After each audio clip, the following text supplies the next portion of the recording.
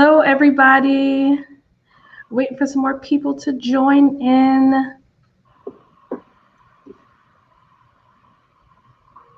Let me see if I can find the live. I got it. You can see it? God, dog, I can't see it yet. Hello, everybody. We're delayed.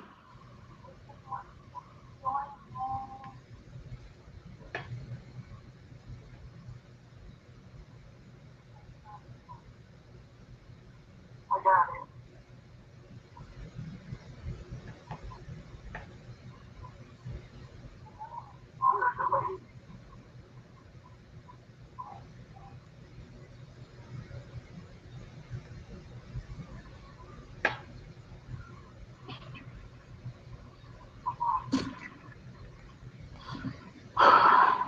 Okay, well, it's not working for me. Mm-hmm.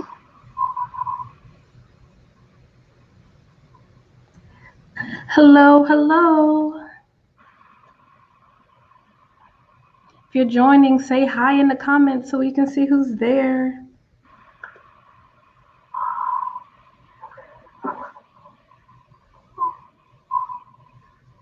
Hey, is that Gabe? That is Gabe. Hey, hey, hey.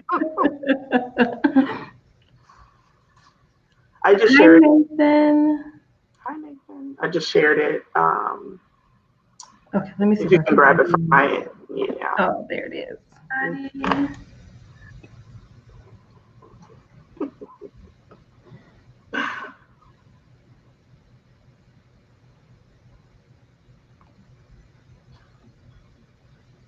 Okay. All right. I just wanted to start a watch party, but I couldn't find it to do it, so I'm finished playing now. Okay. You started. Yep. Okay, well, it's 6:05, so I'll go ahead and get started. So first of all, thank you for joining.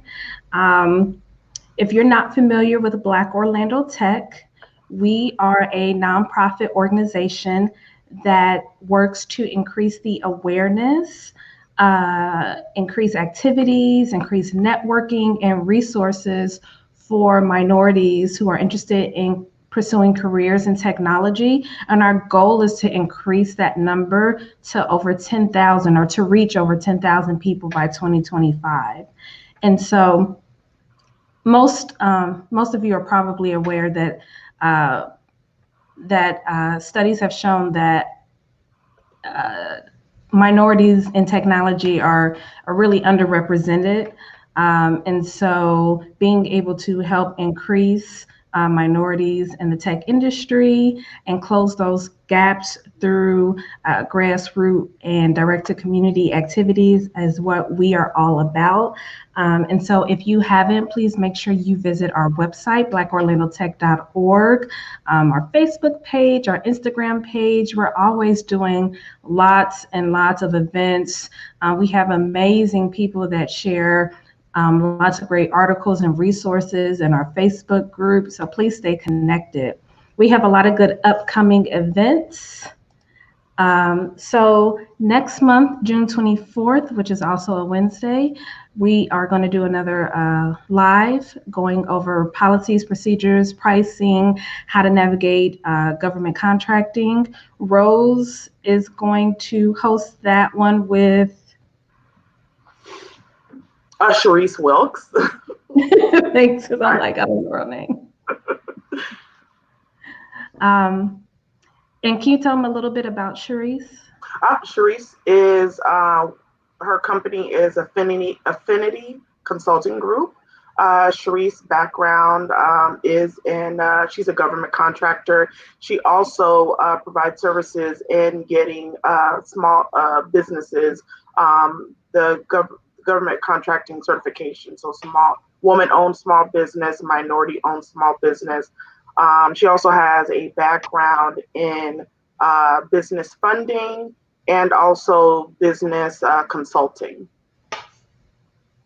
So that's going to be good. So if you're interested in learning how to get into government contracting, you definitely want to make sure you sign up and join us next month. In July, we're going to talk about telling your tech story on paper and in person. Think about your resume, think about networking, think about interviews. So we're going to have some individuals that are going to help you there. August, we're hoping to highlight a lot of really awesome Black tech businesses. So if you have a technology business and you're in the Central Florida area, maybe even if you aren't, depends, please shoot us a message. We would love to highlight you and your business. So please send us a message to info@blackorlandotech.org, or send us a message on our Facebook page, or the contact us form on our website. We would love to highlight you.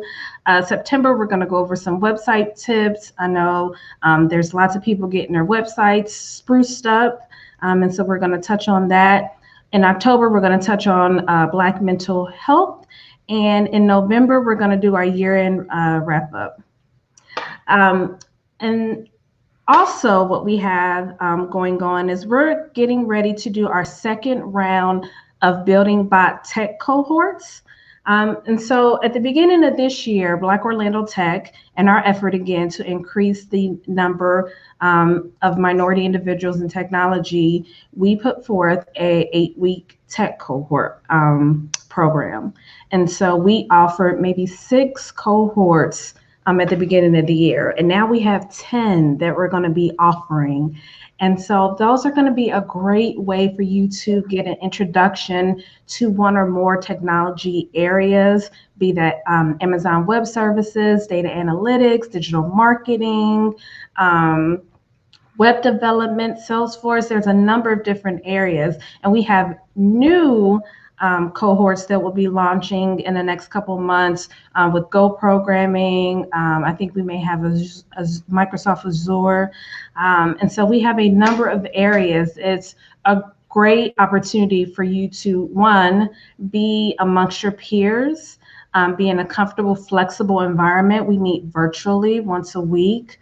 It's a great opportunity to be taught by someone that's not just a trainer, but someone that is actually in that field. So they're teaching you from their experience.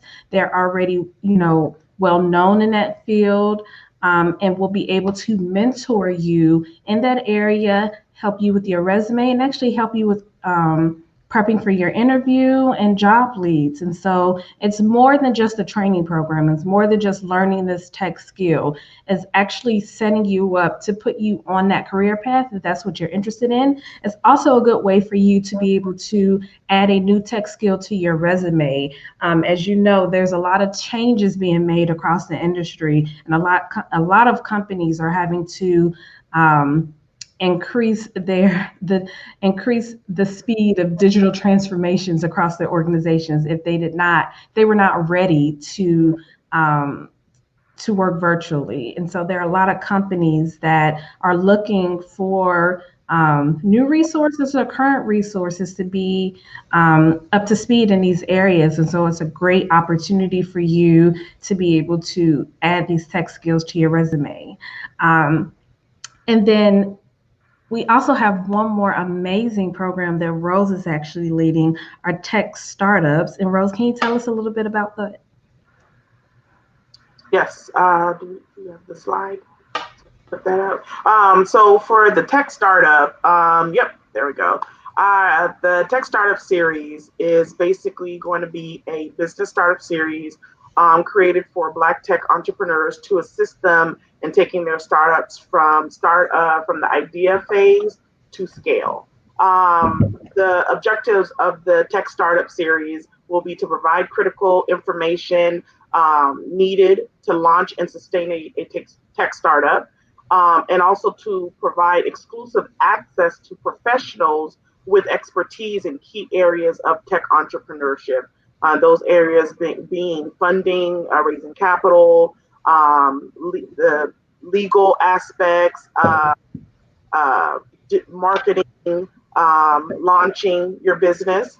The series is going to start in June. It'll last 6 months until November. There's going to be limited space. We want this to be a very intimate environment. We want those who are basically ready and are ready to go with their startups, meaning that they have the idea, they know that this is what they want to do. So We want it to be very intimate, so we are limiting the amount of space available. And then our registration will be opening up soon, so be on the lookout for that.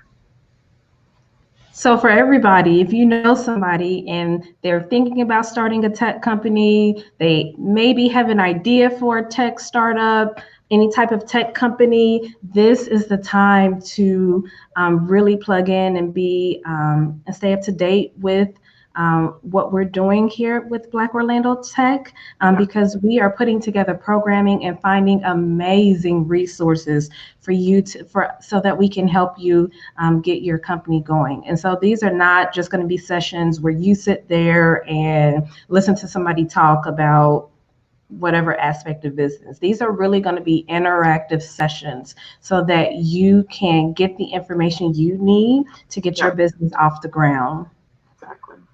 So we're really excited about that.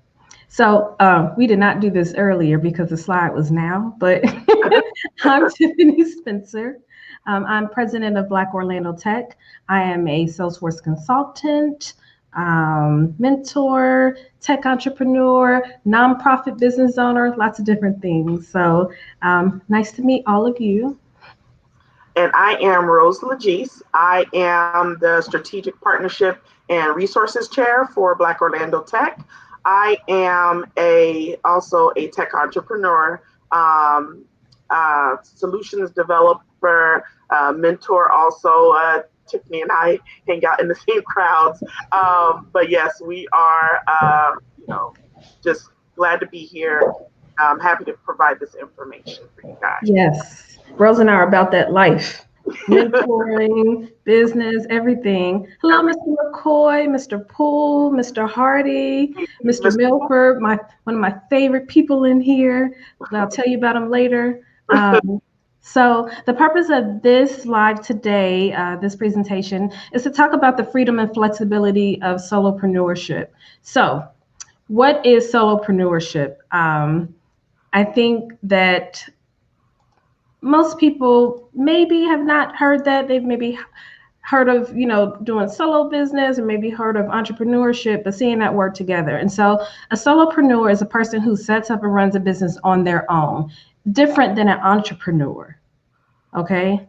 Different than an entrepreneur. An entrepreneur is more of a person that's looking to maybe not run the business on their own. They're looking to maybe have some employees handle different parts of the business.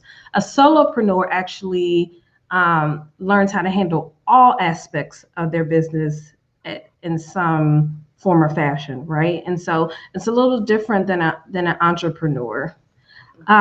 It's also different than just having a side hustle.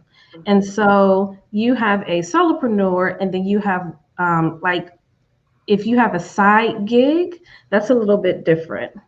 And so side giggers, or if you have like a side hustle, those are individuals that usually work less than 15 hours a week. So you have your side gig outside of maybe what you do full time. So you're working a 40-hour job, maybe you do something after work on the weekends. There's a lot of people that do that. That's more of a side hustle. A solopreneur works more than 15 hours a week. Whatever they're doing for themselves, they're working that as their full-time job, 35 plus hours a week. And so it's a little bit different there, which I think most people probably start out as a side hustle. I know I did. I had several side hustles over the years, several side hustles now outside of various things that I do full time. And so I think it's a good way to start until you figure out how to do that, the thing you want to do full time. Is that how you started, Rose? Yeah, side gigging definitely, because you definitely, number one, you have to test it out. At least for me, I had to test it out, see if I liked it, number one, and also see about the demand. And then typically what happens is you do it as a side gig, demand gets there, you're getting really good, your name gets out there, and it starts building up and bringing more clientele. And then all of a sudden something that was a side gig looks real good to make it a main income stream. And also I just wanted to add for solopreneur versus entrepreneur, I think of solopreneurs as the workers. They actually they're actually working on and doing the work, while entrepreneurs are like the managers. So that's how I differentiate them. Yeah, bit of a different role. So for sure, if you're thinking about, okay, if you're not a solopreneur, are there solopreneurs out there? What are you guys doing? Are you side hustling? Are you thinking about starting a side hustle? Or you're thinking about becoming a solopreneur? Let us know in the comments so we know who we're talking to. But being able to, like Rose said, start off where you need to make some extra income. You need to create some extra income coming in. You know for sure that you don't want to maybe work for someone else forever, right? And even if you think about, maybe you don't want to, maybe you're like, I don't know if I want to start a company and be responsible for other people, but maybe you also don't want to work for someone else. See, that solopreneur is like right there in the middle. Like, I don't want employees, I also don't want to be an employee. And so there's lots of benefits to being what's called a solopreneur. And there's different reasons why you want to start down that path. So I'll let Rose talk about that. Yep.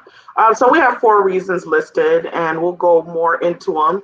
Obviously, no office politics. I think a lot of people who have come from I call it the corporate slave ship or the corporate world, knows about office politics and how that's worked. So, you don't have to deal with that. You don't have to.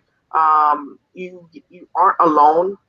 In terms of, you may be working alone, but you aren't alone. As a solopreneur, it'll boost your quality of life because your time is your time. You get to basically decide and define on what you do, what jobs you take on, what you do with your time. Like, all of that decision is made by you and no one else. You set the tone on when you wake up, when you go to sleep, everything. And so, especially, now during this climate, with everything that's going on in the outside in the different workspaces, especially for people of color, it's like, I feel like it's one of those pivotal times where, maybe you should look into think of, becoming a solopreneur, especially if you've been doing something as a side hustle and it's proven to be very lucrative and you just need that push. I just think about, when I was doing it, even, becoming a tech entrepreneur, I mental wise, it's just a lot better. Like, I don't have to deal with the craziness workplace and the things that that I didn't like dealing with.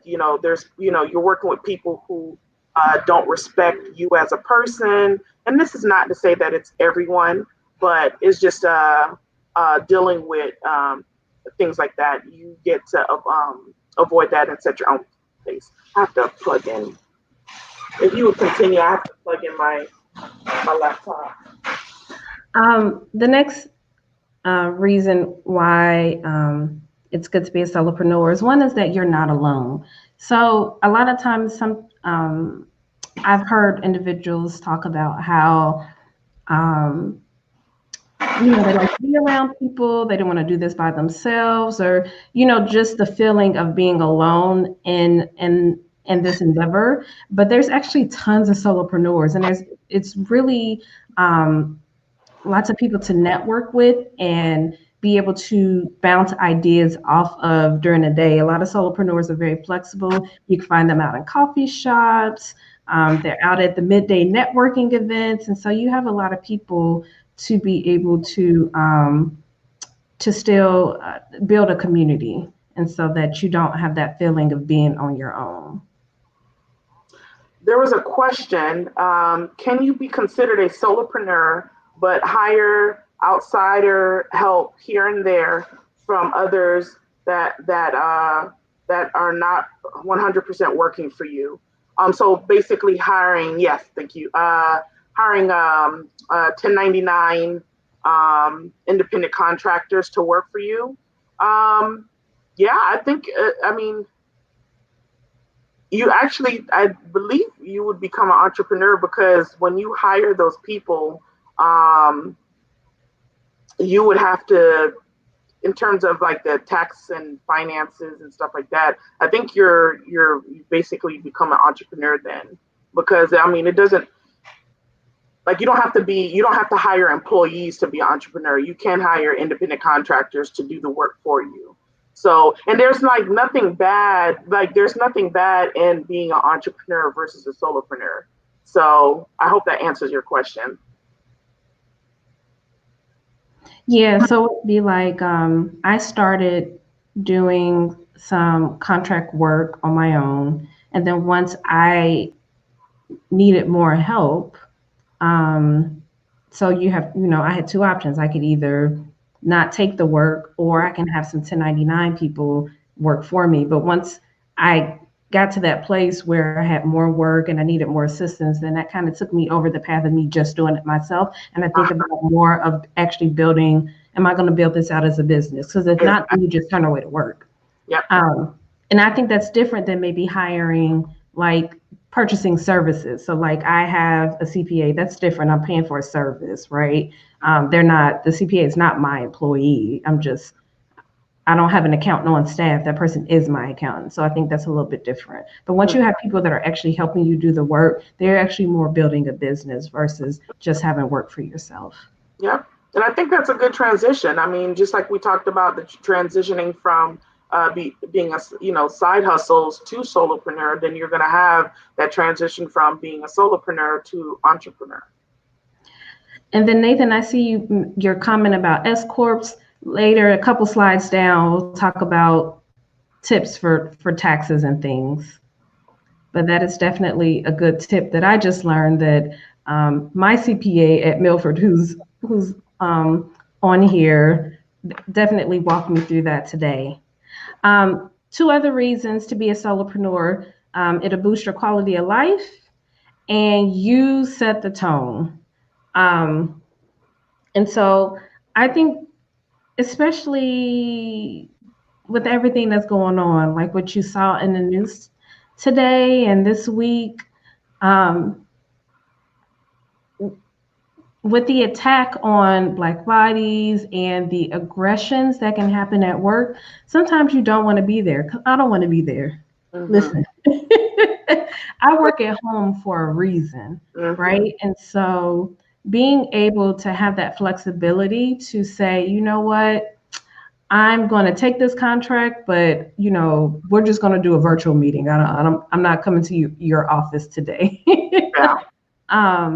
I think it's a big area of solopreneurship and entrepreneurship, is being able to control your environment. And I think more and more it's so important for mental health. And not saying that you can't do that with your job. I'm just saying that's a benefit. From our experience, I know that there's benefits, there's pros and cons for both, and you got to weigh them out, and you have to go with what is important for you. And I know for myself and for Tiffany, that peace of mind, that peace period is very important. I take that very important at this time of my life. And there's just certain things that I dealt with and allowed when I was younger, fresh out of college, that I just don't want to deal with right now. And so that's, the type of assessment that you need to make if you are deciding, hey, do I want to become a solopreneur? You need to make that assessment. There's some things that you're going to lose, but there's some things that you're going to gain. And is it important enough for you to go that route? So. Yes.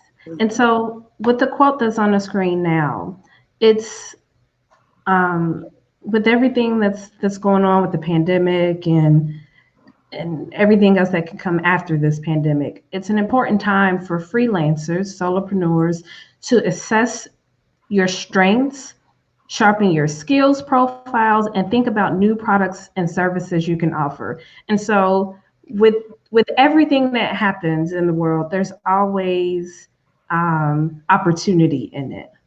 And so with this just sudden shift and where people are working and everything that's happening, there's a big shift. And with that shift, there's opportunity. And so there's some specific areas we want to talk about on the next slide that are a great area for you to think about. Do you have these skills, and can you add these skills to your repertoire, to your tool belt, to be able to maybe offer a service or start your side hustles or add to your ongoing business. So one is around biotech and freelance. And so these areas, I didn't make them up.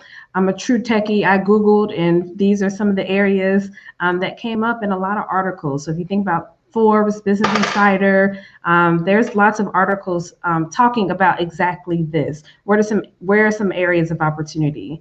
And so I didn't know there was such thing as a freelance scientist, but apparently there is. And if you are, you're a scientist, a scientist, I think people now are needing some probably freelance advice. They want people to come in and be able to tell them, okay, how do I safely open back up my office? Or what's the right medical equipment that we should have inside of the office now? All of that leads to biotech freelance scientists, somewhere in there, whatever the title is. But companies are now having to, they don't have a person like that on staff. They're having to go out and, find out this information. So if you have a consulting business, you offer a service around that, you should definitely, start to market that. Business development. And so again, with the change in the way everyone is doing business, being able to coach businesses through how to now develop business in this current climate is a good skill to highlight. And so if that's something that you know how to do, something that you can help companies do, I think that's a good area to offer. Change management. So there's anybody I know that does anything with change management is busy right now. So, so change management experts are definitely in demand. And that is definitely something that companies need help with. And so that goes from the rapid changes that companies are having to do with their own software, with their own products, with their own systems, and then within different organizations. That is just a huge area. It touches a lot of different. There's a lot of use cases for change management across organizations. You have courier and delivery services, and so everything is being delivered. And so not just beyond food, lots of companies are having to switch up lots of their supply chain, and lots of companies, because lots of employees are now home. So you think, if you're a big company, and you want to say thank you to your employees for something, well, if you want to send them a present, somebody has to get it there, right? And so being able, if you think about this, being able to offer these services to companies and get different things to their employees, or moving different, whatever needs to be moved back and forth, I think it's a great area to look into. You have then the whole digital area, so digital marketing, digital transformation. Huge areas now that we're all virtual. There are a lot of companies that, like I said, did not necessarily have that level of expertise on staff. And so especially smaller businesses sometimes, or different areas of different businesses. And so they may be looking for extra help in those areas. HR talent, I'm sure, is going to be important, especially HR people that are good at, when you think about employee morale, and everything you're having to deal with mental health around employees, being able to not only be an HR resource, but be able to highlight some areas that are going to be important for HR talent to have for these times. So you got to think, if you're looking for a position, or you're trying to make sure you're going to keep the position you're in, you want to make sure you're highlighting some of these areas. And if you have experience in these areas, you want to make sure that you are are letting people know. So LinkedIn articles, blog articles, making sure that you are putting wherever you fit into these areas, that you are marketing that right now, because companies are looking for these different areas. Software developers, again, because everything is moving digital. Supply chain, because there's a lot of disruption in the supply chain. And then just overall strategy. So I think any of these and any variation of these or combination of these are good areas to be able to start a freelance company or solopreneurship, again, because it's just you. So it's something that you can say, I know how to do this. Let me tell you what I know how to do. And let me tell you how much I'll charge you for that. So. And we had a question from Nisi Fowler. And her question is, how did you determine what business you wanted to do? For me, I started off as an engineer, and and I've been doing data analytics throughout my 16 years.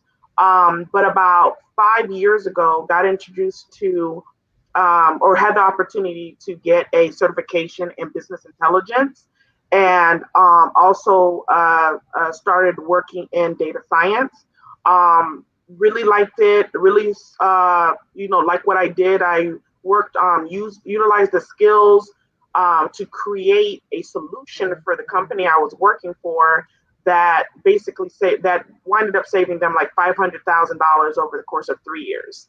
I saw that, started doing some research and saw that data analytics, data science was, this big thing. Business intelligence was, everywhere. And obviously, I was good at it and I liked doing it. And so I started looking further into that.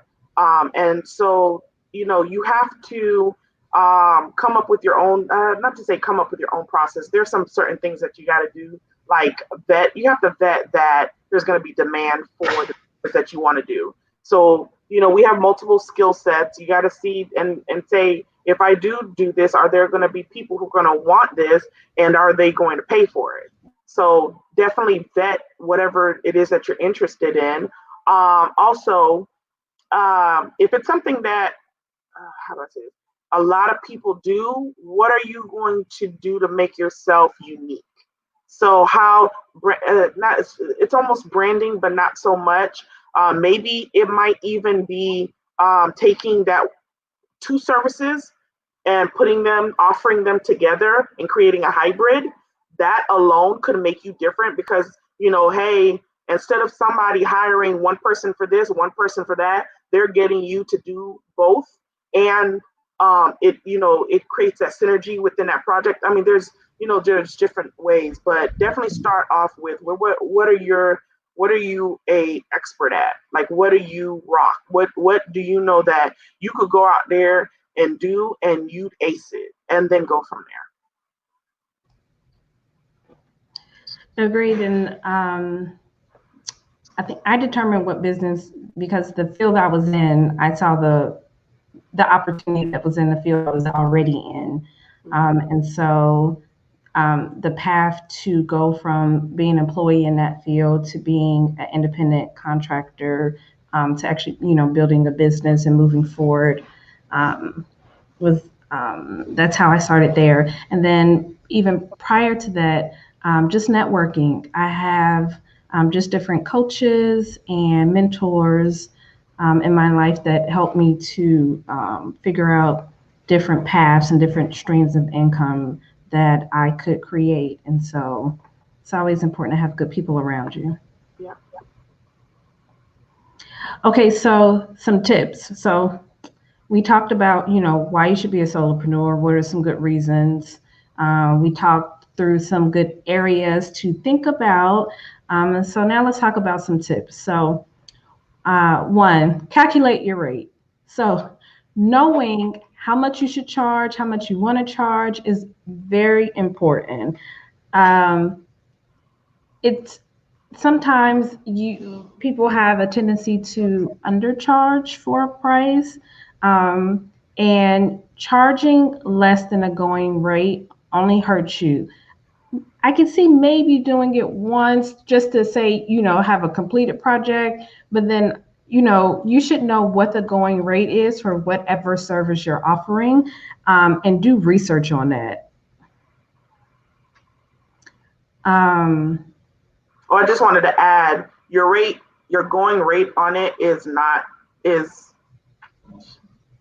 is higher than what you're getting paid. So I'll go with that. I know a lot of people go with, well, I get paid this amount of hour, and they put that as their rate. No, go higher than that.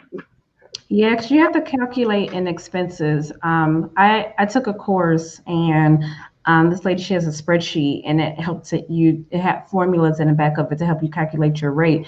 But what went into that rate, what went into determining what your end rate would be, was one, how much money do you want to make?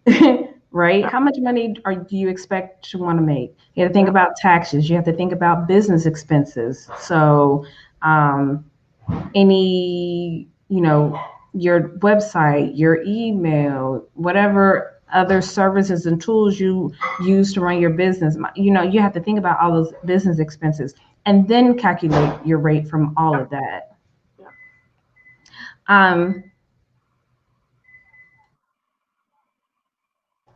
Then you have to have a contract. So having a contract is very important. SOW or whatever it is, whatever you need to submit, you need to have it in writing. And so you need to make sure that they understand what you're providing, what you're not providing, the timeline of the project, the rate, expectations. There's so many different things depending on what you're doing that you need to make sure that you have in a contract to protect you. Because especially if you do a fixed bid contract, you're saying this contract is $1,000, then if they say, okay, well, I want X, Y, and Z, and you weren't expecting to do that, well, now you're out of some money because you might end up spending more hours than you thought. And I actually ran into that my first side gig when I ventured out and wanted to, I did a project, did not use a contract, and I was creating a database, and it was for a church, and I said the wrong thing. They're like, what can we do? I'm like, whatever you like. That's not what you want to tell them. And I had no contract. So they started coming back, and I think it's just human, into whatever you want to call it, but they just started thinking of different stuff that they want to see, like, ooh, it's all neat and nice for them. So they're like, ooh, let's do this. And was it something that they needed? No.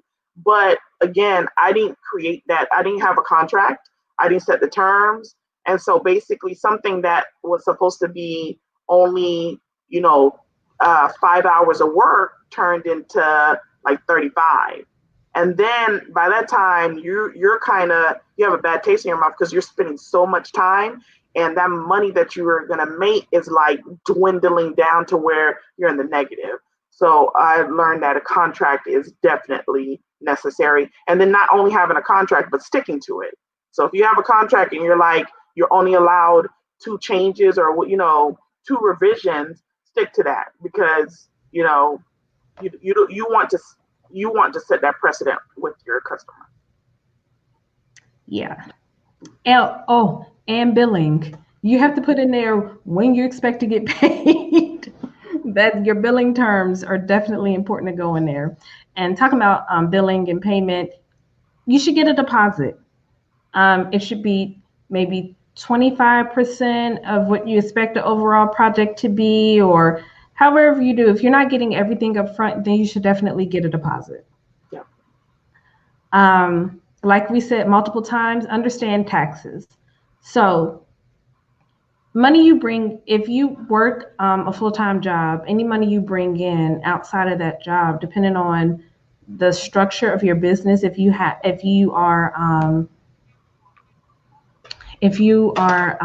working as a 1099, if you're running this through a business, like all of that factors into how you get taxed on that money. And if you bring in extra money and that increases your income and you end up paying more taxes, that sucks. And we don't want to give the government more money. So you should definitely have a good CPA that you are speaking with to give you a good strategy based off of your financial makeup. Yeah, agreed. So I just found out and had to convert a business over to an S corp so that I could pay less taxes on the money that I was bringing in, because otherwise I was going to be taxed heavily. Yes. Yep.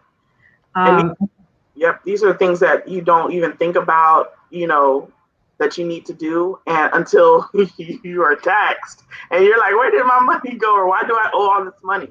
But yes, strategy, tax strategy, all of that is very important. Mm-hmm. The next tip is to keep a schedule. So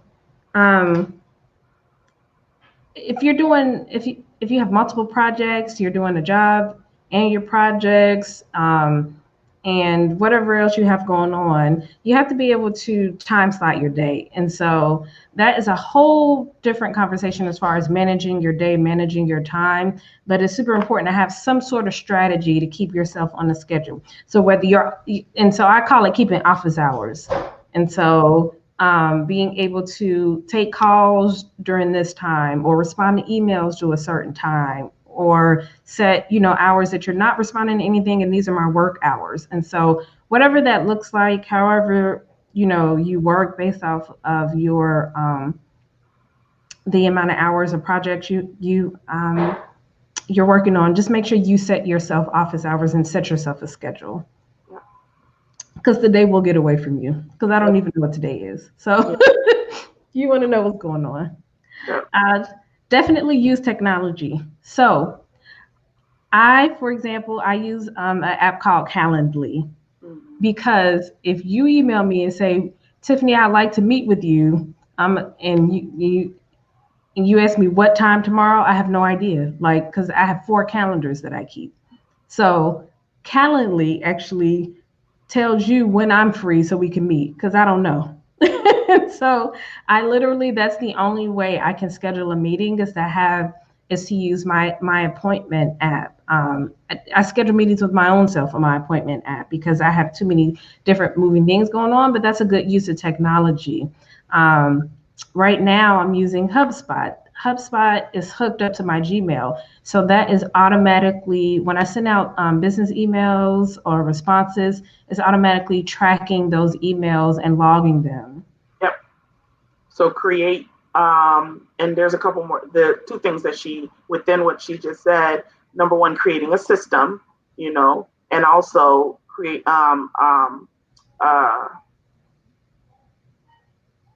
creating automated processes where you can, because it'll save you time. Yeah. Through my CPA, I have QuickBooks, and payroll set up, and my accountant does that. And so I am not thinking, I'm trying my hardest not to, when tax season comes back around, I do not want to calculate all these business expenses. I'm not trying to, all it takes so much time. Yeah, none of that. And there's so many apps that are available for freelancers and solopreneurs. There's an app for everything, really. Mm-hmm. So things that you don't think that you have to track your mileage. If you have to go to a client to work, you track the mileage from your home to the client and back. You get to put that on your taxes, and use that as in your taxes. Tracking if you go to a client and you guys have lunch, tracking the meals. There's different things that you can track, and there's different apps apps and different programs that allow you to track those. Yeah. And Nathan said 2 good things. So you just want to make your business run as easy as much as possible, because it's just you. So you don't want to get bogged down in doing things that you can automate. Exactly. it saves you so much time. Like it's ridiculous the amount of time that if you just take some time to set up some apps, automate, send out for e-signatures, send out, electronic invoices, and to be able to just do things from your phone and keep it moving, it's so helpful. Network and get recommendations. So I'm going to lump those together. It's really important that you network, that people understand what you do, because people don't understand what you do. People still don't know what I do. They think I work for Salesforce. I don't. Because you got to think the people who are hiring you are the folks who usually are the folks who can't do what you do. That's why they need you. So they're not going to understand, that like you have to explain it to them. Yes, so make sure that you are networking, you're explaining to people what you're doing, that you have some sort of way to market yourself. So LinkedIn, networking groups, make sure you just, like I said, your network understands what you do and that you're meeting new people. And while you are networking and while you're getting projects, make sure you get recommendations. Yep. Some companies will ask you for recommendations. They're going to want to ask previous clients, hey, can I ask them how you did? And so being able to have a list and even having recommendations on your website or quotes from past customers, being able to have maybe a few key customers that don't mind being a reference for you, I think is very, very helpful. And depending on your business or depending on what you're doing, have a portfolio. So being able to, again, show people what you've done, what you're used to doing, is really helpful depending on what type of business you're in. Yeah. And then also Duncan had two other comments that we definitely want to highlight. One, he said, I went, when we were talking about identifying, calculating your rate, he said I went from hourly to a value-based pricing model and won't go back. Wholeheartedly agree with that statement. Now, obviously, when you start off, you probably will start off at an hourly rate. And then once you understand and get the hang of things and you understand more about the products that you're offering, a value-based pricing model is definitely a way to go and something to look into. His next comment. Oh, did you want to make a comment on that, Tiffany? No? Okay. And then the next comment is added decency clause that protects you from inappropriate client behavior. That was a danger. I like that one also. I know this could happen to anyone, but I specifically wanted to highlight this as women entrepreneurs. There are times where we will be walking into a space by ourselves and with someone unknown. Like, how many times we've gone to meetings, never have it. The only thing we've, had is like an email conversation with the person or a telephone conversation. And so it's just different things that you just need to protect yourself. And so that definitely is important. And the last slide we have is around, okay, what are some good places to find work? So outside of networking and recommendations honestly is where I get a lot of my jobs from. There are other websites. So the one I've used is the PwC Talent Exchange. That is because of the area that I work in with Salesforce. PwC has a huge Salesforce practice. I like the PwC Talent Exchange. They have great rates. Yes, very good rates. Great rates. Yep.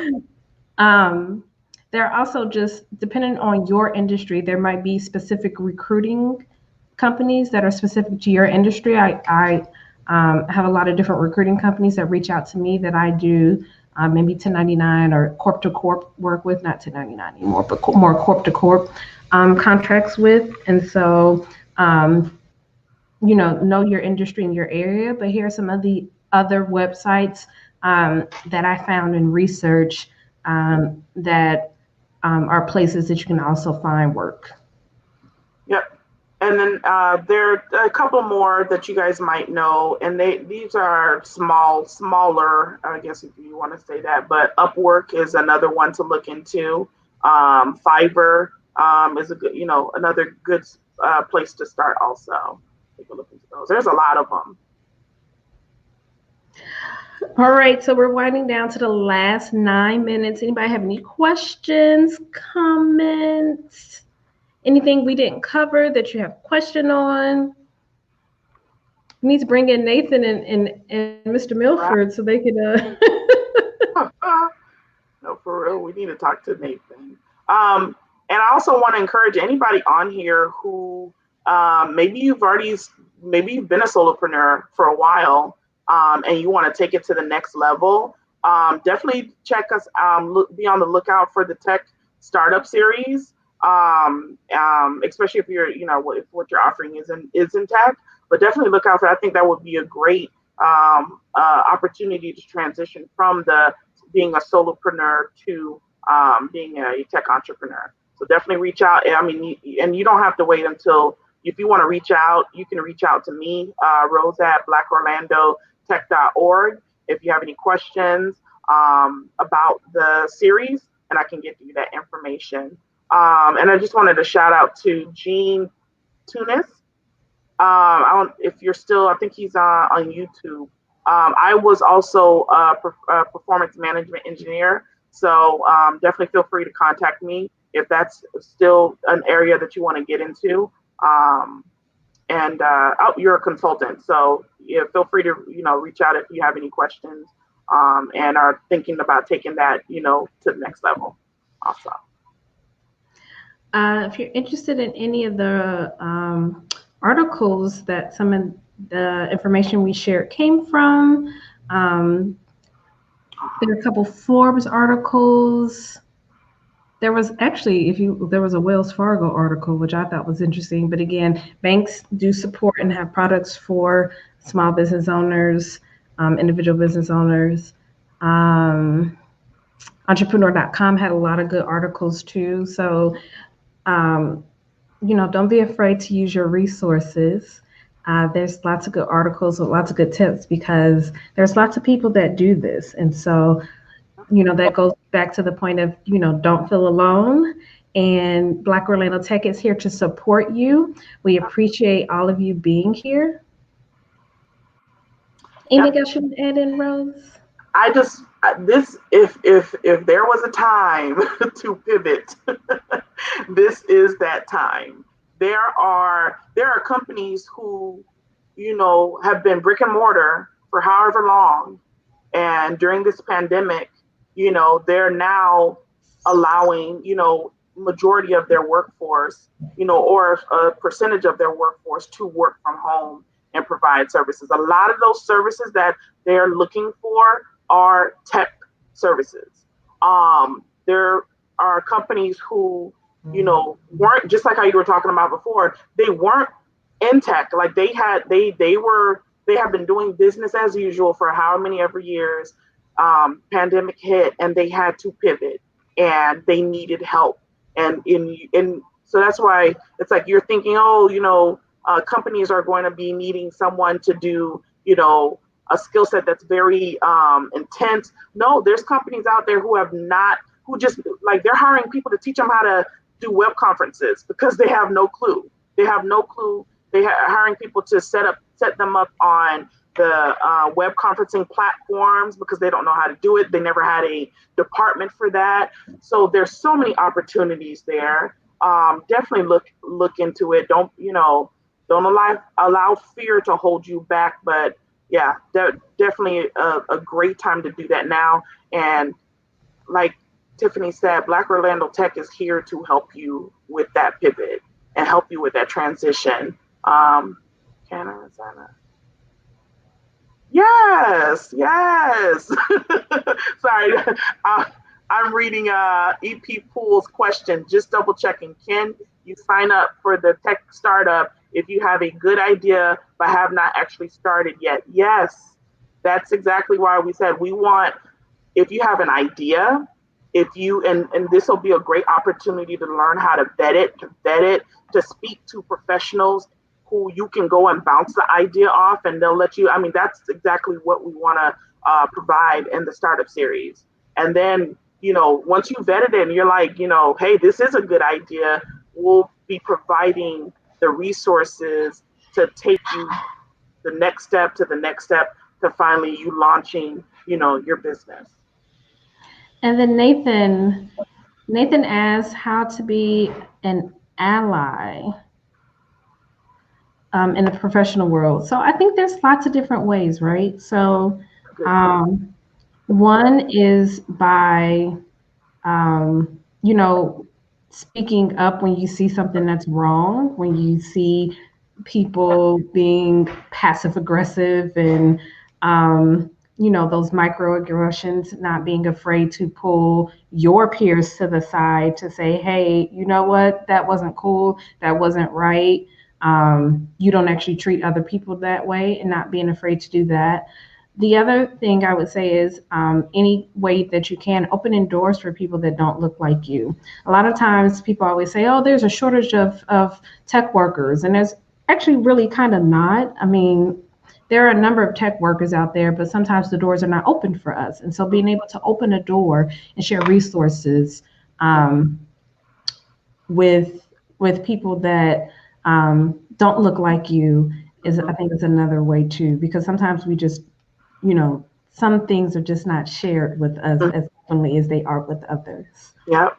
Data is, it's gold, and community information, like we need access to that. So knowing of, oncoming, some opening coming up, maybe, a hiring event. You would think hiring events are easily marketed and people know about it. No, they don't. So just, sharing that information.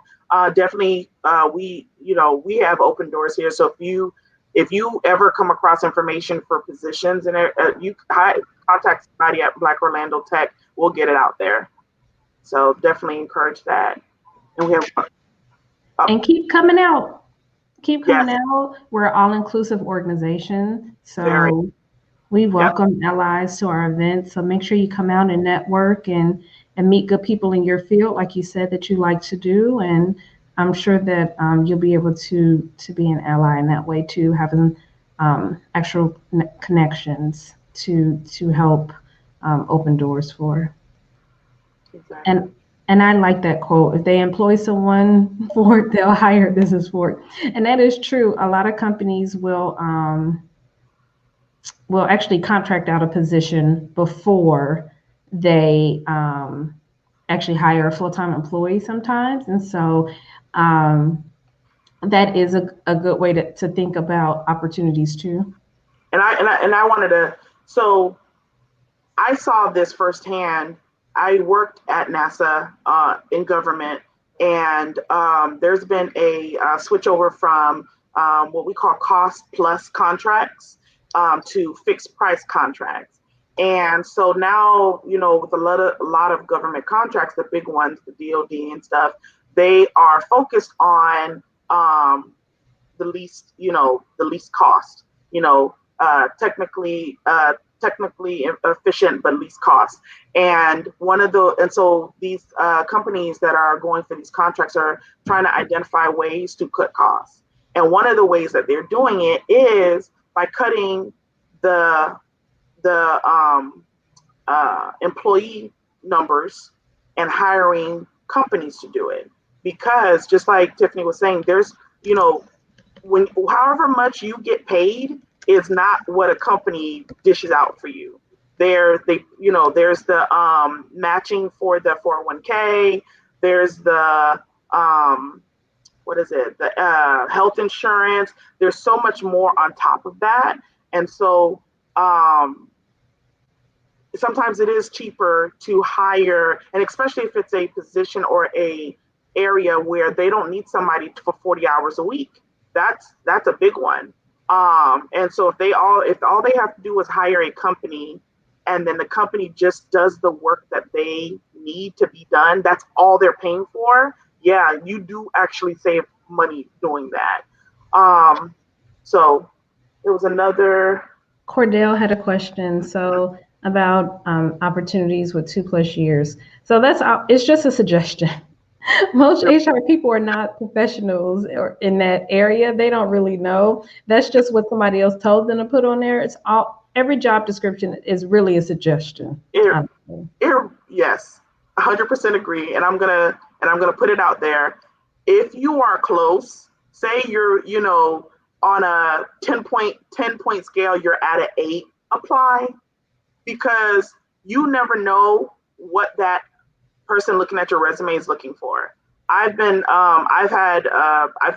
interviews, hired people before, and you'd be amazed by the people that are hired compare their resume to what was posted.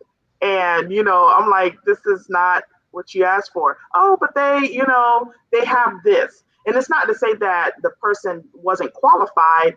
It's that something else overshadowed them missing that target. So yeah, you may not have say you got 6 months, but you have you said you have a certification. Getting my certificate. So there might be people who don't have certifications. You get what I'm saying? Or the level of the certification that you have is higher than they were looking for. So there's so many different things that could be in play. I say always go for it. The worst that they can tell you is no, and you're at the same, it's like it doesn't do anything. And learn how to use other positions as experience.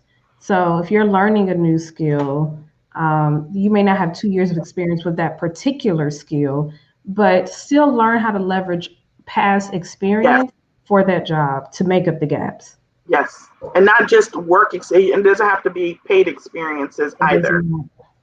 If you did a volunteer project where you learned or you utilized that skill, it's experience. You just didn't get paid for it. Yep, exactly. There are more questions. More questions. So Nathan says, at a certain point, you have staff that does the work, and you have okay. He's answering. I'm sorry. There's a comment to ask. Yeah, no, just comments, no more questions. Okay. All right, well, we made it the whole hour.